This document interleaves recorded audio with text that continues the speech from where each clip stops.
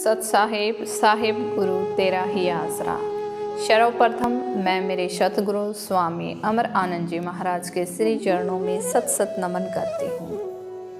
मेरे प्यारे भाइयों बहनों, जैसा कि हमने अध्यात्मिक के बारे में जाना, अध्यात्म के बारे में जाना, अब हम जानेंगे कि अद्भुत किसे कहते हैं। हमारा शरीर 5 तत्वों से रचा हुआ है।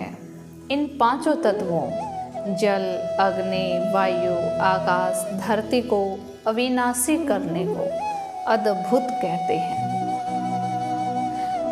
अब जानिए कि अद्वैत किसे कहते हैं। जो खुद ज्ञानी ध्यानी हो, सब कुछ जानते हों, उनके ऊपर जो राजा हो उसे अद्वैत कहते हैं। अब जानेंगे हम कि इंसान की भक्ति भंग कैसे होती है। भक्ति भंग कराने वाला हमारा पहला शत्रु काम है। काम से क्रोध पैदा होता है, क्रोध से लोभ आता है, लोभ से मोह बढ़ता है तथा मोह से चित्त भंग हो जाता है। चित्त भंग होने से मनुष्य पशु योनि के समान हो जाता है और पशु योनि जैसी हालत होने से अचेत हो जाता है। अचेत होने से अपनी करी कराई भक्ति भंग कर लेता है। तो ये हमने जाना कि इंसान की भक्ति भंग कैसे होती है। अब हमारे शरीर के बारे में जानिए कि कौन सी वस्तु कहाँ कहाँ पर स्थित है। जब हम सुनते हैं या पढ़ते हैं तो क्षत्रिय, ब्राह्मण, वैश्य, शूद्र, ये 4 वर्ण होते हैं। लेकिन हमें पता नहीं कि वर्ण हमारे शरीर में है या बाहर है।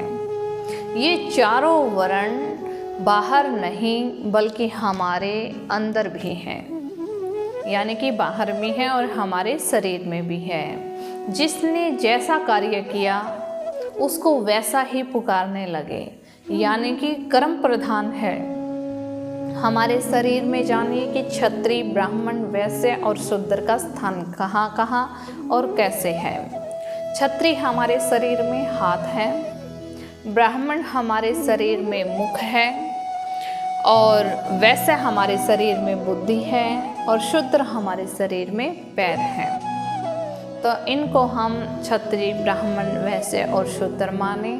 अब हम जानेंगे इनके कार्यों के बारे में, वो आपको अगली वीडियो में बताया जाएगा। तब तक के लिए हमें अपने शरीर पर अनुभव करना है और जैसे अद्भुत, अद्वैत और हाँ इंसान की भक्ति भंग कैसे होती है, इस विषय को हमें गहराई से सुनना है और उस पर अमल करना है। सत साहेब साहेब गुरु तेरा ही आसरा।